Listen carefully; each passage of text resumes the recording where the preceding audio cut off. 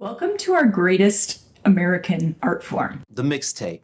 Now, for all of you kids who don't know, Traditionally, a mixtape is a homemade compilation of media from multiple sources, recorded into a medium like a CD, a VHS, or cassette tape. what we are presenting to you here is something we call Mixtape Therapy, A collection of authentic conversations, often wacky conversations, inspired by what inspires us. except instead of a cassette tape, we are bringing you a podcast So just as you might share a mixtape, we share these conversations with you. in the hopes that they spark a similar connection to the good old mixtape. Now, join us for a little for some mixtape Mixtape Therapy. I'm not the candidate to vibe with. I don't fuck with the kumbaya shit. All that talent must be God sent. I send your ass back to the cosmics. The things I seen under my eyelids. Kaleidoscope dreams, murder and sirens. Let's be clear, hip hop died again. Half of my profits may go to Rakim. How many Judases that let me down? But fuck it, the West Minds, we right now. Therapy showed me how to open up. It also showed me I don't give a fuck. The two-time Gemini with the genocide. I'm generous, however you want it. I'll be the gentle kind. Gentlemen and gangsters connect. The agenda of mine. Move niggas up out of here. This shit get gentrified. All right, we got it. We got it. I'm good. You look great. Thank you. Do you say I look great? Yeah. Well, I wouldn't say I look great. I wouldn't be like, hey, I look great. You know what I mean? You might say like, I don't know, man. It's good to But see you look great. Thank you. It's not just the way you look. There's something in your face that's different right now. There is a glow. Thank you. Should we talk about that instead of the subject or what? No, Scottie, I think for once I want to put you on the hot seat. I feel like I have been, well, I don't know. Honestly, Scottie, like I can't even remember a lot of our conversations. I know they've been great. I know they've been awesome. But also I'm like, I can't really remember what we've been talking about. I know it's been good, but I think I really want to hear from you this today. I feel like there's been so much like chaos going on in my life that it's been interesting fodder for conversation. But right now I'm like, I want to talk to my friend Scottie and see how the frick he's doing and about this song. So I want to talk about it. So today we're going to be talking about, is it Chains and Whips? Oh yeah. The song is by Clipse, and it's called Chains and Whips. And because I'm a big hip hop head, this album, like as we're talking right now, it's like huge. I mean, it's all I'm listening to. I mean, like I don't think people do that a lot anymore. Just like listen to albums. We listen to like singles and songs and things, but we don't just listen to albums. But these guys are old. They're like, I think they're both 50 plus years old, right? I was gonna say, like, are these like your guys? Like, are these your contemporaries, Scottie? Like these are. I would say so. Like around high school, college, their first album came out, and they've only released like 3 albums. Like they're not like. They've been on a lot of stuff and they've done a lot of things, but like together they've only released like 3 albums, right? Okay. And just a quick thing, I think this is really cool. They're brothers. Cool. And they rap in a way that they both have very similar voices, but their cadence and just the way that kind of sounds is slightly different. And so it like harmonizes. So when like one guy says something, the other one like backs him up as this hype guy, and it has this harmonization that I don't think you get very often in rap duos or rap music in general. And it just makes me really drawn to it because it also speaks to who they are as people, which they claim to be very tight, family knit brothers in that area of Virginia where they grew in. It's like, it's us against everyone. Yes. And so like it just speaks to who they are, and the whole album is great. And this isn't even probably my favorite song on the album. It's just the one that this happens to me a lot. I'll be listening to something, and specifically for me, like words, that I'll hear something and I'll go, ooh, I got to write that down. Yeah. Like that in a weird way, it's like poetry. It's like a quote. It's like a good line. I do this a lot on my personal like Instagram. Like I post lyrics from songs, right? And that's what I call kind of part of mixtape therapy, is these moments where these words or things hit you and you go, you're either like, fuck yeah, or you're like, oh my God, or you're like, you agree, or you're offended. And I think that's a cool place to have that happen, because that also happens in front of other people with other people. Yeah. And if I can have a better response, this is weird. I've never said this. Like in the music I hear and how I respond, I feel like maybe I respond better to others and don't always show like, I don't want to say don't show my true responses, but don't let like my physical response influence how they feel, to try to stay very neutral. Totally right. And this is, which is so interesting, right? I mean, it's so cool. What you're talking about is basically like keeping your, as we call it in therapy, your affect a little bit more neutral, which is to say that like you might be feeling a big feeling in response to a client, or and we both have clients, right? You might have a big emotional response to what your client is saying, but it's like general wisdom, general practice to like keep your reaction like not the focal point. Now it's a fine line, because you don't want to be like, I don't want, personally, I don't like being the kind of therapist that's a blank face, right? The blank canvas. That's not really my style. I also don't find that a lot of people, particularly my age, respond super well to the blank canvas vibe, right? Which is very old school therapy, like old school. Remember, I don't know, I'm sure you do know this, Scottie, but maybe you don't. For people listening, old school therapy, you faced away from your therapist. You were on a couch facing the wall and your therapist was at your head, so that your therapist, you got nothing from your therapist, right? Like nothing. In fact, they said very little. Mostly you just talked and they wrote, and then they analyzed what you wrote over like weeks and weeks and weeks and weeks. It's called like psychoanalysis. This is the dawn of psychotherapy, right? Which is funny. We could say all kinds of things about that. But if that's sort of like the dawn of psychotherapy, we can see that we've come a long way since then. And I think people generally find that when their therapist is a little bit more of a human, like a relatable person that's actually interacting with them, they like that better. But there is something to be gained, Scottie, for, right, tempering your reactions a little so that they don't dominate over your client or your friends. Anyone. Really anyone in any scenario, right? Like, I think just me personally, I think my ability to remain neutral in meeting people is what allows me to do my personal podcast and meet people so easily. And it's also what allows people to like just tell me stuff I don't want to know. You know what I mean? Like they just open up to me because neutral again in like in emotions, like, good is good, neutral is good, negative is bad. Right. So a neutral response to somebody that's a good response always. Yeah. Like, I mean, it really can't go wrong with a very neutral response. Now, I think what I have a hard time with is when people do the thing and everyone pretty much gives them the same response. Right. And then they do the thing to me. And then I think I give them no response.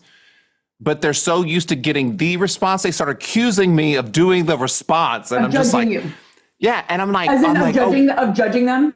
Is that kind of what or doing the thing that someone always does to them, which is very natural. If like someone is passive aggressive or something like that, or like a lot of people they'll respond to their body language will show that, right?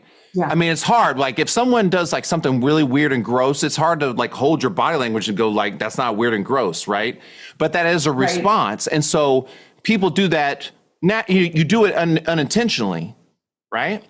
So when I give a neutral response, sometimes they're so used to the reflex of what they always get that when I don't do it, they don't know what to do with that emotion other than to blame me for doing the thing that I'm not doing.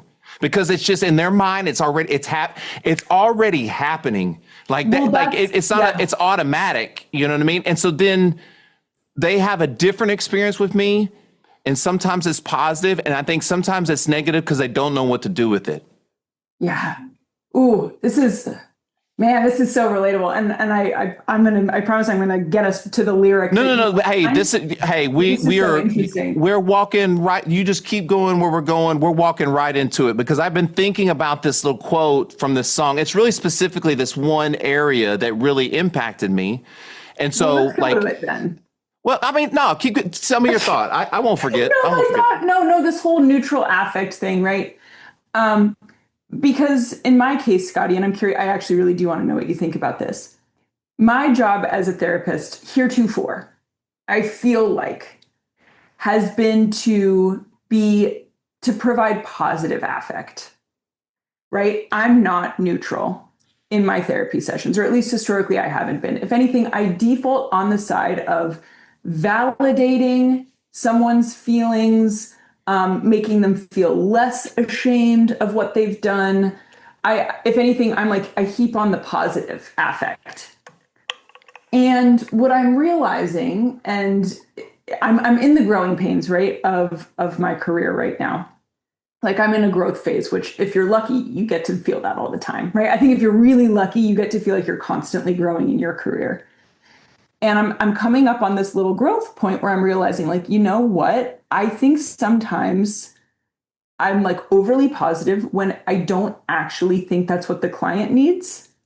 And it might also not be congruent with how I actually feel. Or what you're showing, your body's showing. Yeah. Well, and I'm getting to this point, right, where I'm finding, for a variety of reasons, my capacity to take my reaction and quell it and then spin it into something positive is feeling more like lying than I would like. Okay. I'm just going to be so fucking honest. No. Right? I love this. Keep going. Keep going. Yeah. And it sucks, right? And I think I've teetered, as one does when one is on the growing edge. I like to be on the growing edge, but being on the growing edge sucks because it's really vulnerable, right? Because being on the growing edge means you're going to mess up with your clients. And I've been messing up with my clients, as in I think I've been a little too harsh on them. I think I've been too reactive, maybe, right? I don't know. I actually don't know because I'm in the growth phase. So I'm like, I don't know what's up or down or right or wrong. I'm doing my best. And I know it comes with a lot of, I feel very vulnerable and there's moments of shame with my clients because I'm like, you know what? This happy-go-lucky Hannah that's just going to validate you all day, every day, no matter what you say, is feeling like it's not a fit right now for me anymore. Can I say something real quick? Of course. It's not realistic. No. And that's not what your clients are coming for you, and that's not what they need. They need, Scottie, but it is what they want. And that's what's hard. Because I'm no longer giving my clients what they want. I'm giving them more what they need. And I hate to say I'm paying the price because it makes me sound like I'm complaining or being a victim, but I am paying the price, right? Because they get upset with me and I feel, because whatever, I'm a human being who's super sensitive, aren't we all? I feel like crap when my clients react poorly to what I'm doing because I'm a human too, right? And of course, there's this expectation that's not very realistic that you as a therapist should be able to just take it, you know? And some days I take it better than others, right? Some days I feel more resilient and strong, and other days, like when my clients push back on me, it sucks. Like, I'm not going to lie to you, like it really sucks. And so yeah, but I agree though, there is something to be said for being very aware of what your own reactions are and what you're bringing to the table and not letting that run the show. And also, right, counterbalancing it with not being disingenuous. And that's just really hard, man. Can we just agree that's like a really, really hard dance to dance? So I was thinking about what you were saying. Yeah. Right. And I feel like I've gone through that period. Totally. Right. I think I've gone through that period multiple times. Yeah. Of shedding of clients, not necessarily because I wanted to, but they they leave. Well, they leave. Yeah. But when I think about my overall clientele, like the people that I work with, not everybody's on the same level of growth. You know, they're like one of my clients goes, we're all on a different journey, right? Yeah. And so some clients to work with them, it hurts my heart because I know there's so much more they could have and give. And I try when opportunities allow me to insert that. Yeah. But like, they just don't want to hear it, you know? And ultimately, those people, it's really weird. Those people will stay with me forever because I do try to stretch them, and maybe at times they do, but they feel comfortable in, I guess, the amount I stretch or how I hold them, right? But then there's other clients that at some point, they wanted me to be the magic pill. Yeah. And I ain't that guy. You're not, no one is. Yeah. No one is, right? And once I couldn't solve their problem, they had no use for me anymore. And I had to come to the realization that the clients I'm going to keep are the ones that believe in what I do and how I grow and how I change, like how I've changed as a coach and everything. You know what I mean? Like, I'm so excited. I just put an infrared sauna in the studio. Amazing. Okay. Are you gonna do podcasts from your sauna? Hey, well, maybe we'll do that. Maybe I'll just do one from the infrared sauna. Be like, oh, look at this, we're in the infrared sauna. Anyways, no, hang on. So like when I think about the beginning of my career, and now that I'm in this garage that has a bar and a sauna and and all this stuff, I think about the people that have come with me this whole trip. Yeah. And those are my best clients, not because they've endured this whole trip with me. They're my best clients because they are the ones that have always taken responsibility for and owning the challenges and the tough things that we have gone through and talked about. For sure. And your therapist or your coach can only go so far. And then you got to meet them there. And there's going to be a gap. And that coach can reach for you, but this is you. You're like, nope, get away. Like, keep the space. I don't want to get any closer. Yeah. And the therapist? Who's the one? Yeah. The therapist, the coach is like, come to me. Right. Yeah. And they're like, no, get away. No, keep that space. I don't know. Yes. Nope. Everything you do, you're trying to go come and just, but I think what's important as a coach, if someone is a coach or a trainer, or you just you work in a service of taking care of others like that, the important thing to remember is it's important for you to always reach for them. That is why you're there. You're there to reach for them. Totally. Because they're not going to do it themselves. If they were, they wouldn't need you. That's your whole job. Your whole job is trying to get that person to come to your ideas and why you believe in what you do. Right? Yeah. Man. So, Lucy. Dude, yeah. I mean, and that's the whole thing. I mean, so yeah. I mean, I fired a client who I've definitely vented to you about in our personal interactions. Sometimes you gotta fire clients. Scottie, it was really on me, right? I should have fired them years ago. Years ago. And that's how I pitched it. I said, I made a mistake. I kept you too long. There's this general ethos in therapy that you really shouldn't be with the same therapist for more than a couple of years. Now, there's exceptions to that. Okay. For therapy specifically, right? This is what maybe where coaching and therapy diverge. And obviously every school of thought is different, but there is this wisdom of hey, if after 2 years, you're not really seeing the changes, it's kind of good to freshen up your perspective. I adore my therapist that I've had. And I know it's time for me to change therapists, not because there's anything wrong with her. It's just time. It's just, I need a new chapter. I need a new perspective. That's kind of generally accepted in therapy, that you change different therapists for different phases of life. Also, if you literally move states, you have to change therapists often, right? Because of legality. But yeah, man, it was really on me. And there was great freedom in that, in saying this is on me, guys. Like I let you down by keeping you too long. Anyway, that's a whole other thing. Let's leave that alone for a second. No. Say like no, like see that's why I told you, don't worry about it because we'll walk right into it. So I want you to please, Hannah, if you would you read the line right before the highlight? Okay, so the one right before the highlighted part and then the highlighted part. Okay. So read the lyrics. Can please. I just read the whole text that you sent me or no? No. How many Judases that let me down? Should we start with that? Yeah, so the two, those two lines and then the two that are highlighted. Okay. How many Judases that let me down? But fuck it. The West Minds, we right now. I don't know what the West Minds are. So I know what Judas is. I don't know what the West Minds are. I'm going to start again. How many Judases that let me down? But fuck it. The West Minds, we right now. Therapy showed me how to open up. It also showed me I don't give a fuck. That's what Scottie highlighted. Yeah. The 2-time Gemini with the genocide. I'm generous, however you want it. I'll be the gentle kind. So this song is by Clipse.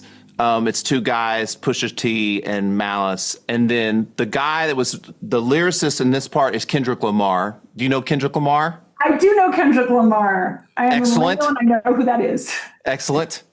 All right. And he's a very thoughtful, he's one of these guys that's like, he's very intentional about his lyrics. Mm-hmm. Right. And when he said the line, therapy showed me how to open up, and it also showed me not to give I don't give a fuck, or not to give a fuck. Is that what he said? It also showed me I don't give a fuck. It showed me I don't give a fuck. The first thought that came to my mind is that if you do therapy long enough and you really work, you don't go to your therapist, you just like bitch about your whatever. Like you go in there and you're doing actual work. I think it's fair to say that you learn another language, you learn other ideas, you learn how to think in other ways, right? You learn how to, it's like working out my mind. Like, I mean, I'm going to improve and get better, I hope, right? So you start speaking this language. And I remember like telling my therapist one time, I was like, it's like I'm speaking like everybody else is speaking Spanish and I'm speaking like Martian or English, or like we are not talking about the same things. Yes. Yes. And the deeper I got into therapy and the more I took care of myself, there became this thing where like I started feeling like, look, guys, I'm responsible for me. You are responsible for you.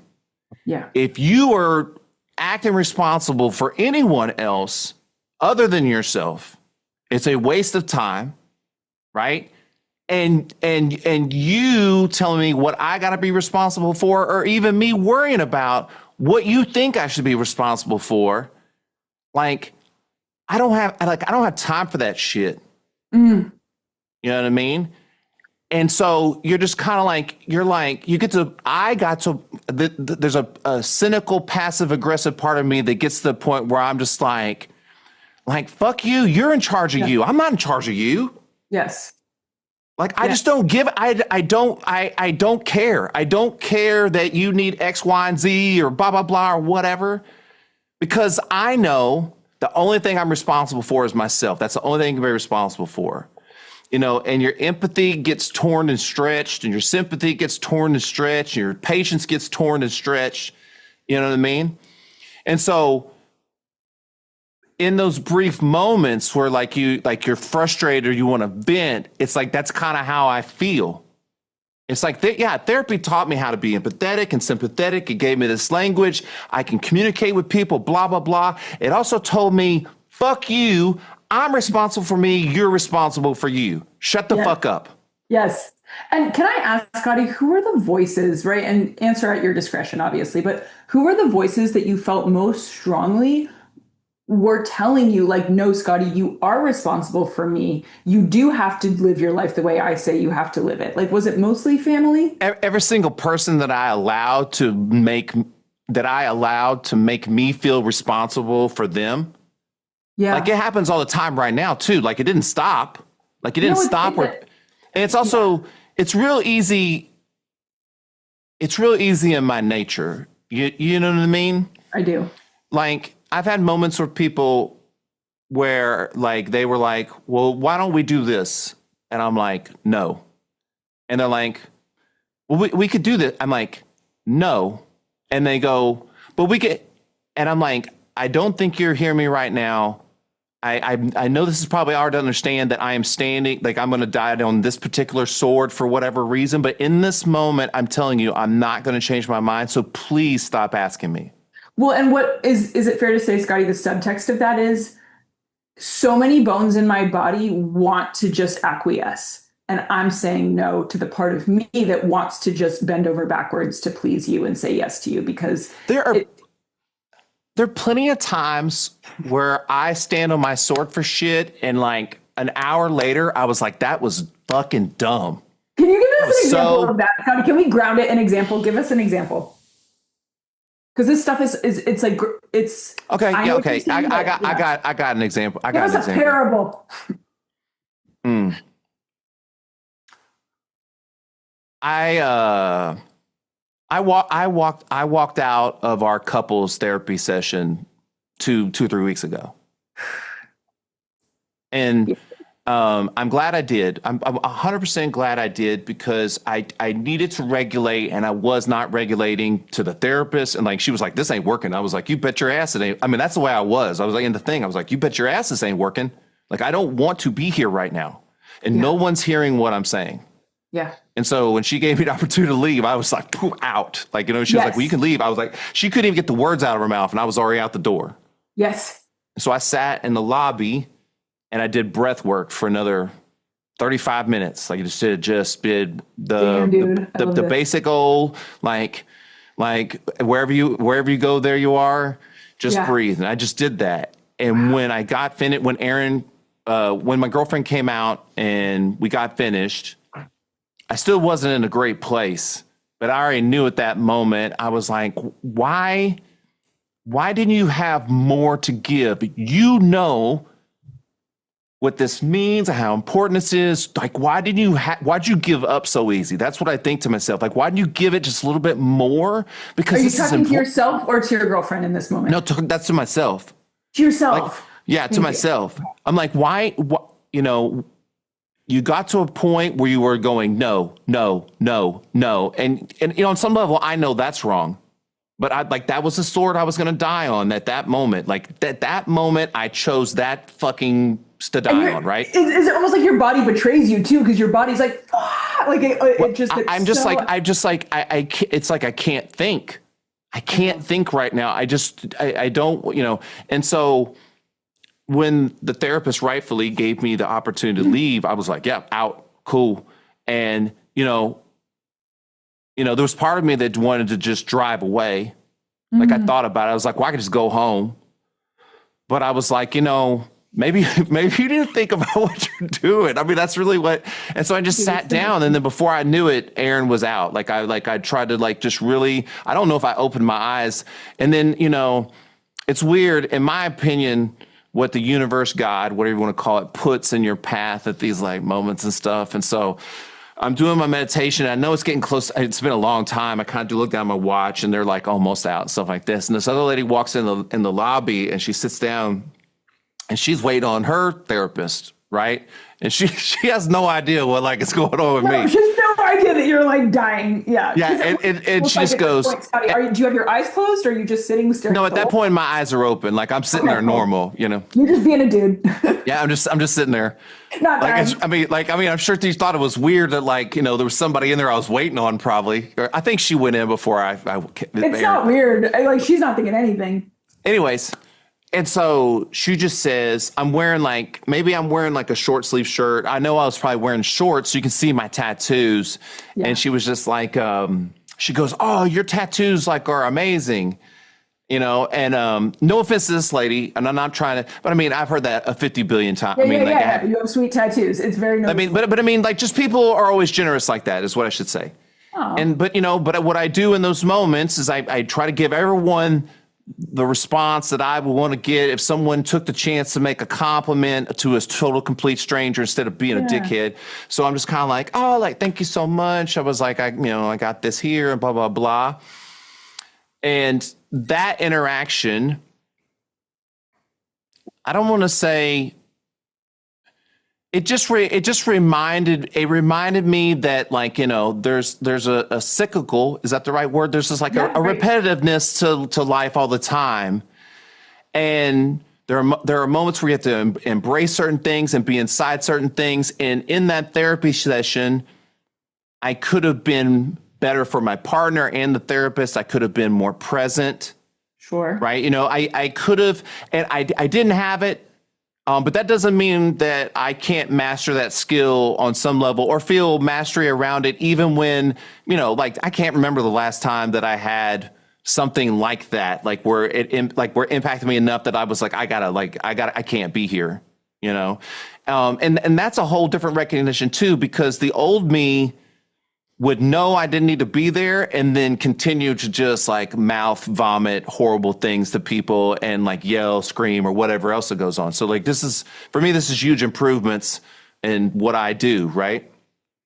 But this is amazing, by the way. And Scottie, like, genuinely. Well, you said you wanted to know. So here we are. Genuinely, thank you for sharing that. Right. I don't know. I appreciate it. Cause I thought about not sharing it when I paused earlier. Yeah. There was a moment where I was like, I don't know if I'm going to share this because I don't know if it's fair to my girlfriend, but I'm just speaking from my point of view and where I failed that day. I'm not, what she does is on her. Where I failed that day is in these conversations. You know what I mean?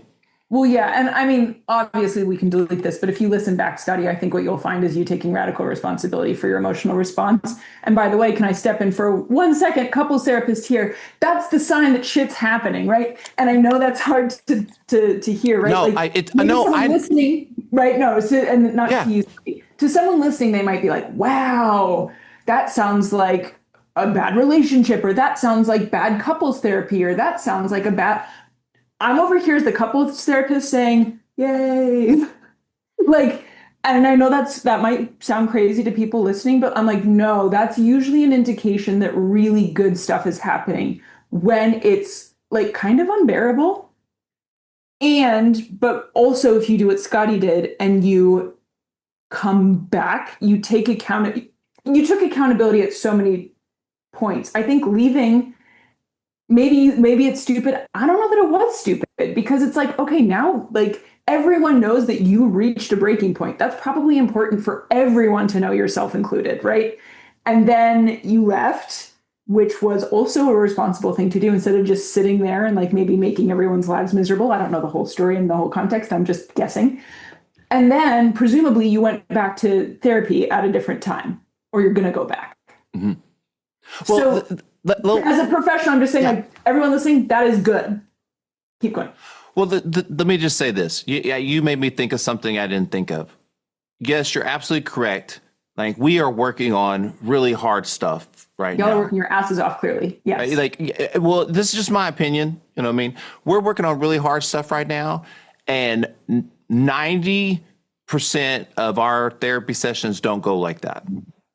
Yeah. Or more, probably greater than that. Right. You know, I mean, this is, I don't know how long, man, we've been going for months. And so this is like the second time. And the other time was for a totally different reason. It was I just needed an emotional break. It wasn't like I was upset or didn't want to talk. It's just like, I just needed to breathe for a second. You know what I mean? And so like, I just took a break. Right. But like, I mean, and I think she's taking breaks. I think she's like going like, hey, I just need to be here. You know what I mean? Like, I think, I really like our therapist, and I think she does the best she can working with what I give her. But we also, I feel like, show up to try to work, because I think we both genuinely, we're just like, we're on each other's team. Like, unconditional, like, kind of teammates in a sense. And you have to try to show that all the time, even when you don't feel like you're getting it back. You can't, it's not a turn off and turn on thing. Oh, like, you're not giving it to me, so I'm not going to give it to you. Even when I feel like I'm not getting it on the level that I want, I don't stop giving her unconditional support, because what would that fucking look like? You know what I mean?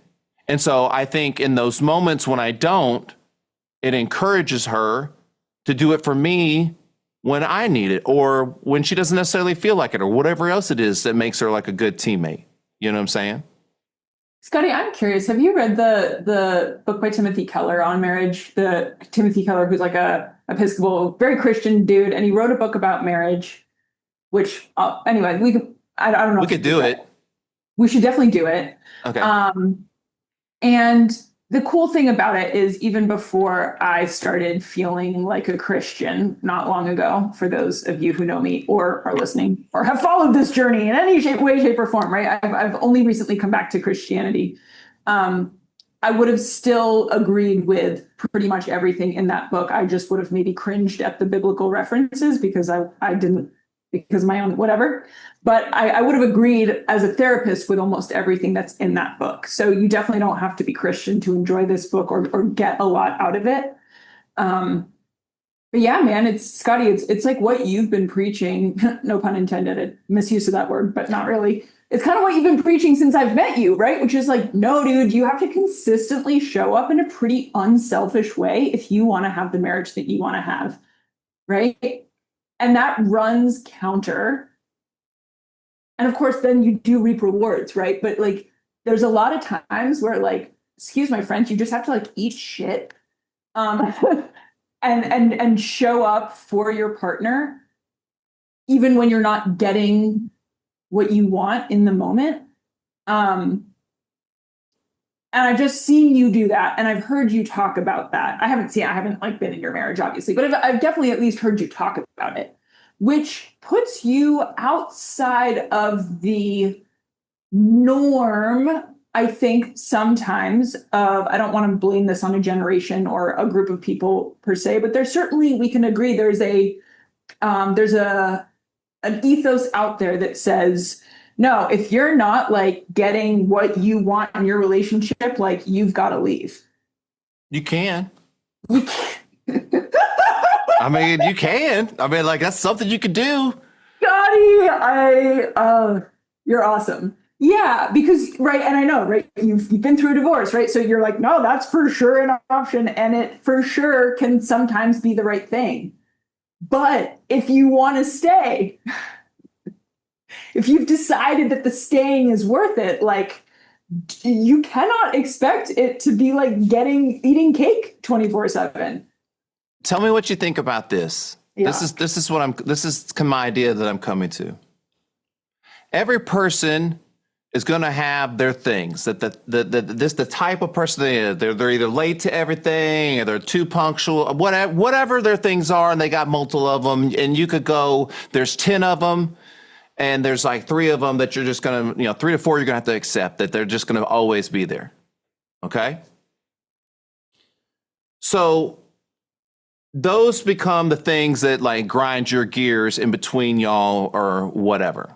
Okay. Yeah, like they're late, they leave their socks on the floor. Or what it could be very major. It could be very important, big stuff. It could be very serious things, or it could be very silly things. But here's the thing. You, as their partner, need to accept that if that never changes, that everything that goes on there is you're okay with, you're cool with it. Okay? Yeah. And I think where the real thing that'd be helpful in a relationship like that is if those things bother me, right, or whatever, if I could come to Hannah, if Hannah's my girl, and I go, hey, over time, like, you're not just like getting out a list, but when something happens, you go, hey, this kind of thing really impacts me. Yeah. And like, I don't know if it's, I mean, like, you've done this our whole relationship or whatever. Yeah. Right.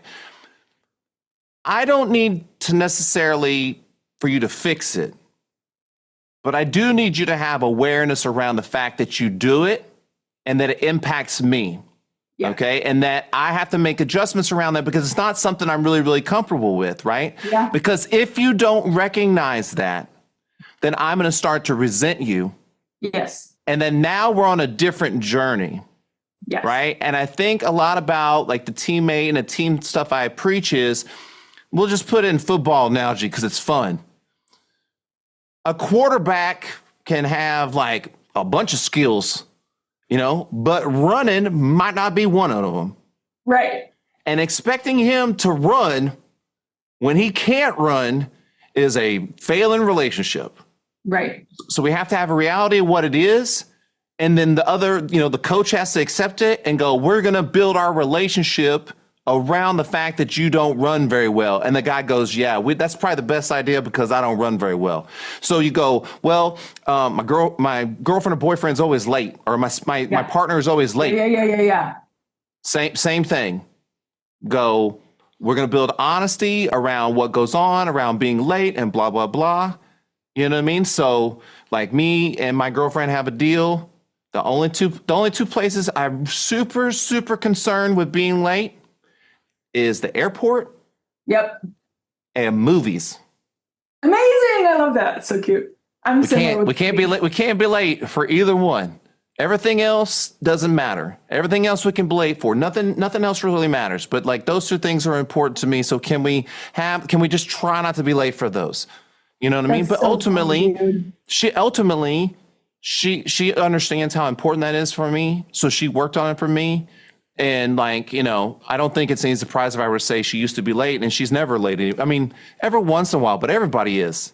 You know what I mean? I don't expect perfection. I just expected her to make me a priority and what I needed around that in that moment, so that I wouldn't be resentful about it, because I'm actually very grateful that she worked on it for me, but I had to give her patience and time, and like that she didn't I can't just be yelling at her all the time when she's late. I have to like go to her and say like, hey, like it's really important to me that you be on time. I got to be here. I got to be worked. We got to do this.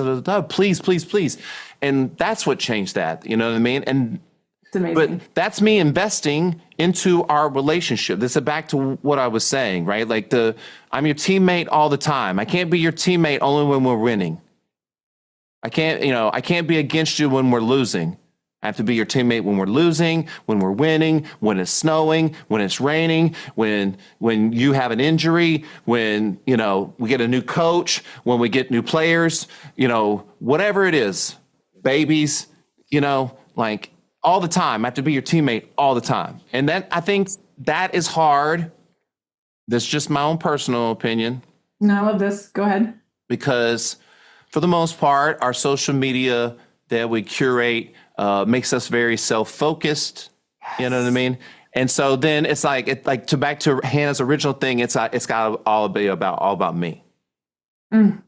And like your world is all about you, but nobody else gives a shit. So no one cares. And oh man, it's also right. Like to vulnerable share for a vulnerable share, right? I'm not in a partnership right now. I'm barely dating. I'm just starting to dip my toe into like dating and like talking to men I haven't met yet on dating apps and like planning to meet up with them. I'm like, ooh, baby, here we go. Back at it. We're doing it again. But yeah, for real. And hopefully there'll be, and it's fine, right? Now the stakes are very low at this point because, right, I haven't actually met any of these men in person yet, but kind of like, scanning for green flags, things that seem like a good idea in a partner. And I'm trying to figure out what that is, right? Trying to do things differently than I usually do, right? I'm prioritizing different things than I tend to normally prioritize. That's a whole conversation, right? I'm realizing I'm prioritizing different things, right? And that's uncomfortable because it means considering people that I might not have considered before, which I think is a good thing, but it's an uncomfortable thing and it's tricky and all this stuff. I think it's safe to say, Scottie, you and I have this in common. I'm wired for partnership. I'm definitely someone who wants to be in a relationship. I've always wanted that. I want to be married for fucking sure, right? Just speaking that out to anyone, the lords of the Lord can hear me. I definitely want to be married, right? And part of wanting a good relationship is the ability to be comfortable being on your own. And I will say, there's a lot about being on my own that's really nice. Right? Like, which no, I mean, maybe that's like novel. And I think there's this whole thing of like, why would I ever want a man? Because being alone is the best. And I'm like, no, I definitely want to be in a relationship for sure. And being alone has a lot of benefits, right? Yeah, I don't have to consider other people in the way that I had to when I was living with a partner. I don't get annoyed by someone else's behavior because it's just me living in my little cute house that I get to pick out all the furniture and there's nobody's socks on the floor and right, like all this stuff. Even I like how you drop that socks on the floor back in from the very beginning. That's amazing. Oof, the socks, man. And I leave my socks out too, by the way. Like we're all like no one's perfect, obviously, right? Even though there's but of course because I'm alone too, I'm like, damn, I miss those effing socks on the floor, Like you want whatever you don't have. And so here's what I can say. Being alone, of course it comes with benefits, right? And I'm not saying that being alone is better than being single, or being in a relationship, or vice versa, right? Like, I don't think it's like a better and or type of situation. But what I will say is, I do think that when you're only living for yourself, life starts to get pretty weird. And I'm not keen to hang out in that weird place for too long. Now, of course, right, I'm trying to fill that with family and friends and being there for other people. But to anyone who is wondering like, oh man, like sacrificing for someone else, like that sucks. I shouldn't have to do that. I'm over here, like in that place being like, yeah, it is nice. It's convenient, but a life where you don't sacrifice for other people gets pretty empty pretty effing quickly. And, yeah, and you could be like, because I could argue being like, oh, come on, I have clients and I have friends and I have family that I sacrifice things for. And that's true. But there's nothing quite like a partnership that has you wanting to tear your hair out, but giving you so much meaning, right? And really kind of confronting who you are as a person and becoming your best self. We don't become our best selves in isolation. We just don't. So I don't know. Mic drop, whatever. There's no mic drop. That's just the speech, right? Which is that, yeah, part of me is listening to Scottie and being like, oh, dang, I don't miss screaming and yelling out of couples therapy, which I for sure did as well. By the way, I definitely stormed out of couples therapy at one point. I don't miss that. And then at the same time, it's like, yeah, but that's the sauce. I think, we'll wrap it up with this. Sure. I think what I learned, this is like all lessons from my divorce personally. I think what I learned from my divorce is I really wasn't being my best person at that time. Not to say that if I had been, that my marriage would have been successful, but it made me, when it was over and now being here, it made me realize no matter what phase that I am in my life, whether I'm single, I'm partnered, I'm widowed, or widowed, widowered, sure. Yeah. Whatever phase I'm in, I want to show up as best and happy, as good as that I can for that. So if I was single for like 5 years, we'll say, or something like that, or with no significant other, but I would still show up the same way, which goes to the other point that you had, which is I would just keep showing up for others. That a lot of the fulfillment in my life is kind of my job because I'm showing up for those people, but then also people I get to show up for, right? But I'll leave you on this note. I never look at me and Erin's relationship as I'm having to sacrifice these things that are difficult for me to understand. I look at it as especially in experiences of my past, I look at it as these are some of the best things I've had to deal with, the most easiest and understandable, the best problems. Yeah. So what am I complaining about? You know what I mean? And so I'm just trying to understand them more and have more awareness around it and just ideas around it. And so that I just don't feel crazy. You know what I mean? That that we're on the same page about how I feel, because the worst would be is that we get to the end of this and for some reason that me and my girlfriend would break up and she would be like, I don't know where this is coming from. That would be the worst thing you could do to me in a relationship, because that means you weren't very transparent through the whole goddamn thing. And I just don't want any of my feelings to be a surprise and stuff like that, because I care.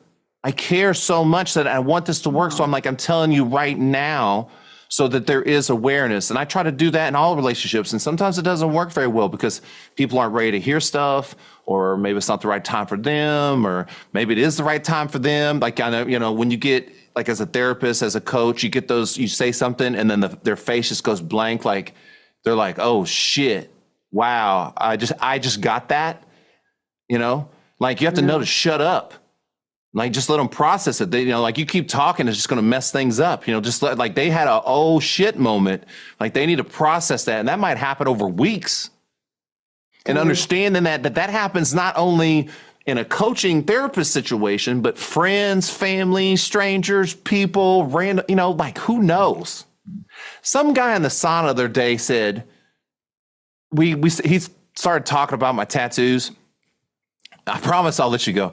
He started talking about my tattoos, and I just started talking to him, and I just asked him, what his name was. I asked him what he did, and just stuff like that.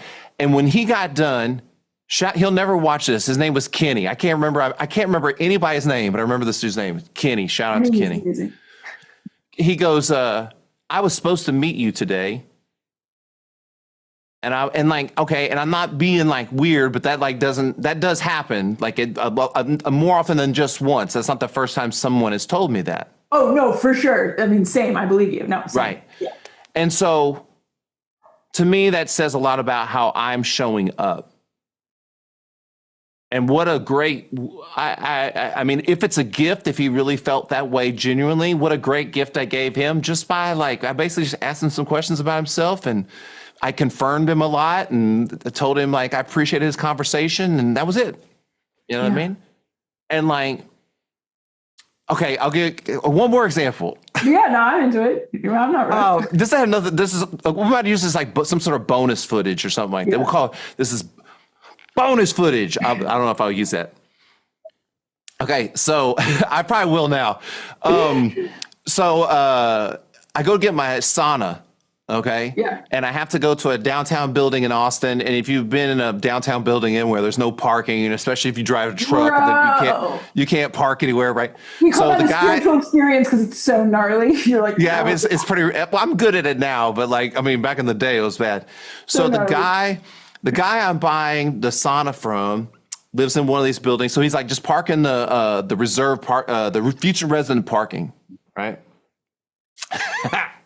So I go and I park, and I could see one of the concierge coming out at the door, and I was like, oh, I've done all this before. You know what I mean? Yes. So as soon as he's like the cops. He's on me. As soon as I get out of my truck, he's like, hey, and I go, I swear this is how I did the whole thing. I go, hey, how's it going? I go, I'm here to pick up a sauna. The guy told me to park in this reserved spot. So, you're the guy in charge here. So what do we do? How does this work? He goes, what is his name? I was like, oh, my Facebook wouldn't pull up. And I was like, I can't kind of get his name. I think his name is Michael. Maybe it's I don't know. He goes, okay, come with me. So this guy's body language is horrible. I mean, he's like, what's this? He's like, what's this guy up to? What's this? And so I go, how's your day going? He goes, pretty good. And I was like, man, I don't know how we're going to get this sauna downstairs. And he says, he goes, I don't know anything about saunas. I just use nature's sauna. And I said, the Texas heat? And he said, no, my truck. And I was like, oh, okay.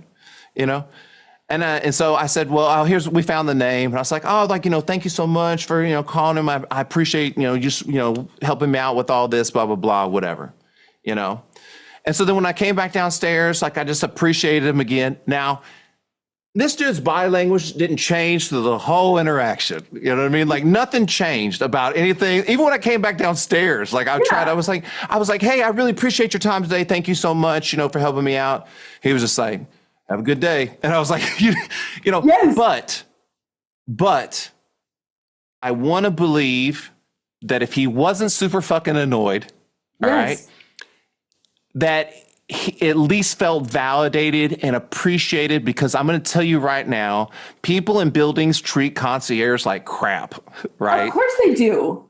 Okay. And so maybe I had an impact on him, and maybe he drank less beer when he went home, or, something like that. We will never know. We'll never know. But that's how I want to show up. Yes. Does that make sense? Yes. And so that's how that's how. Yeah. So that's how I try to show up all the time, no matter what phase I am in my life, right? Because ultimately, all those things give me opportunities to grow and learn and meet. And then that's when you meet somebody new, or that's when you find someone that is connected to this thing that you've been thinking about for a long time. Or if we write a book, now I've met a girl that's a writer and she can give us tips, or whatever, right? And that's all just by trying to show up as best I can and serve other people. Because in that moment, he got everything he wanted and I got everything I wanted. Yeah. It was a fair exchange. You know what I mean? Now, was he giving me the same vibes back that I was giving him? Absolutely not. He was absolutely not giving me the same vibes. But I in that moment, I was like, we're teammates. I don't care like that. You don't want to play right now. We're teammates. You know what I mean? No. And I think that sometimes people just need that, man. They just need somebody to be on their side instead of against them. Instead of looking out for yourself, they just need somebody to look out for them for just a hot moment. And if I walk out of my house, the beautiful thing is I've already set myself up for success to do that. And if I don't want to do it, I never have to do it. I never have to be nice to anybody. I never have to be helpful. Anytime I don't want to, I don't have to do it. And there's definitely times where I go into places, convenience store, I put my candy bar on the counter and I'm just like, I'm paying, don't talk to me, and I'm leaving. You know what I mean? But that's not, when I go in that same store, that's not the consistent of what I do. And I'm also not rude to that guy, obviously, right? And so I go to the same convenience store a lot. So now this guy knows me. And the other day he was like, "Where's your daughter?" And I was like, "I didn't even know you knew how to kid." If you have something, If you have something that's Mixtape Therapy to you, you make sure you let me and Hannah know. Hannah, we'll see you next time. We will. Bye everybody. Scottie. Thanks, everyone.